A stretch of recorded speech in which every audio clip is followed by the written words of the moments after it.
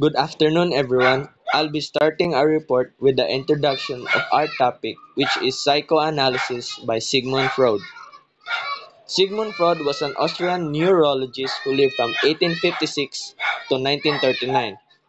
He is known as the father of psychoanalysis because he introduced a new way of explaining human behavior by looking into the unconscious mind. Freud believed that many of our actions come from thoughts and desires we're not even aware. For example, our hidden emotion or childhood memories can still affect how we act today. He also said that there are personality has three parts: the ID, the ego, and the superego, which will be further discussed by the next reporter. So the main idea of psychoanalysis by Sigmund Freud is that the human mind is not just one unified system. It's actually divided into three interacting parts: the id, the ego, and the superego. So first, the id, which consists of primal desires. Um, it is our most basic and instinctive desires, the part of us that seeks pleasure, comfort, and immediate satisfaction without thinking about right or wrong. It operates unconsciously and is driven by what Freud called the pleasure principle. So next is the ego. The ego is our rational self that mediates between desires and reality. So the ego, on the other hand, is the rational part of our mind.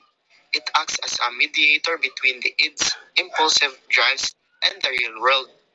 So the ego follows the reality principle, meaning it helps us make decisions that are realistic and socially acceptable. Lastly is the superego.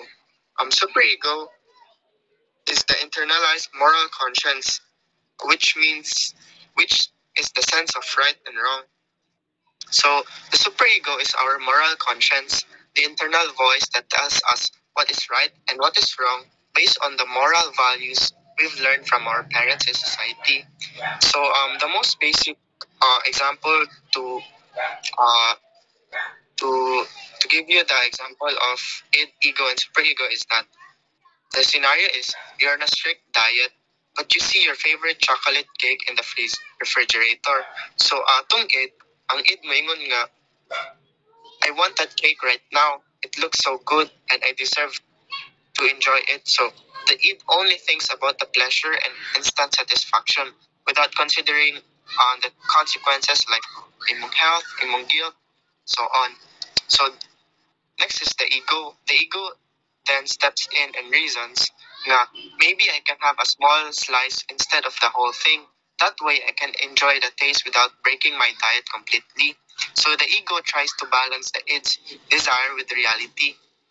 It looks for a practical compromise. Kibali mag-compromise siya og solution nga dili kuan sa imong health. And lastly, diya din mo enter si superego.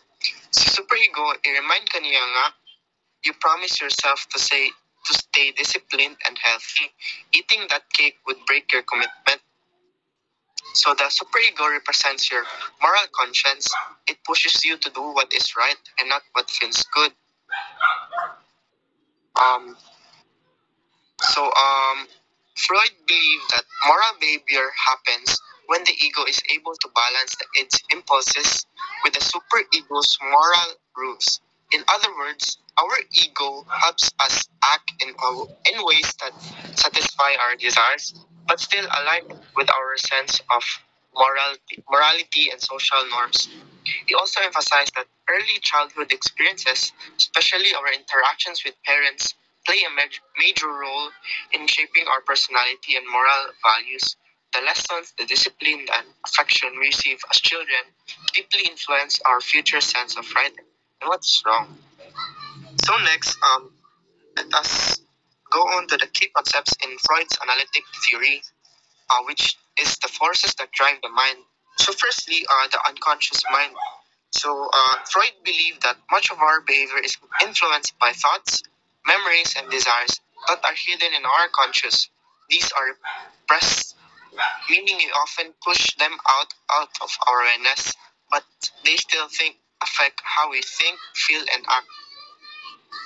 So so an example to this is that um an example of our unconscious mind is that you feel nervous and scared every time you see the ocean, but you don't know why. One day, when you were young, you almost drowned, but you don't remember it anymore. That memory is stored in your unconscious mind and ma-affect gyapon imong gaka-feel even though nga dili ka aware at smoking is bad for their health.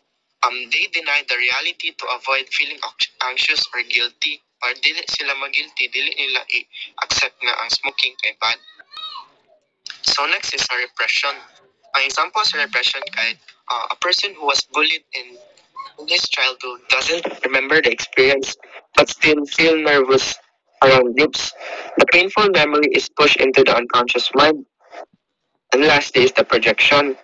For example, ani kay a student who is angry at a classmate accuses that the classmate of being mad at them.